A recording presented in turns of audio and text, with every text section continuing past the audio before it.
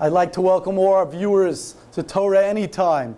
This Shabbos is Shabbos Hagadol, the great Shabbos before Pesach, where the Torah says that a great nace happened to us. When the Mitzrayim asked us what we're doing with the sheep tied to our bed, and we said we're using it for the Karban Pesach, the Mitzrayim were powerless to do anything to us, and that was the great nace of Shabbos Hagadol. I'd like to just add in one more point. Hashem created the world not just to create the world, but to do good, olam chesed yibana, to run the world and therefore be native to others. So in Mitzrayim, when he brought all the makos, and we believed with all our heart that Hashem runs the world, the thing is we never had to act upon it. There's a difference between believing Hashem runs the world and acting with the belief that Hashem runs the world. That acting with that belief, that happened Shabbos Hagadol, when we had the guts to look at the Egyptian and say, yes, we're shechting the Karban Pesach, and Hashem's going to save us, and you're not going to do anything about it. That's when the purpose of creation happened, because that's when it became clear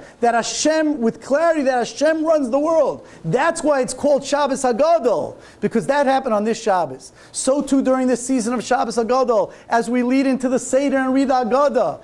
We have to be, of course, we have to root in ourselves that we believe that Hashem runs the world. But even more important, we have to be able to have the ability to live life like Hashem runs the world. That means when we dive into believe, not only to say the words, but believe that our life and death is in His hand. Parnas is in His hands. Everything's in His hands. When we give tzedakah, when we do chesed, and everything else that we do, we should live it. Have a wonderful Shabbos. Hagadol. Thank you for coming.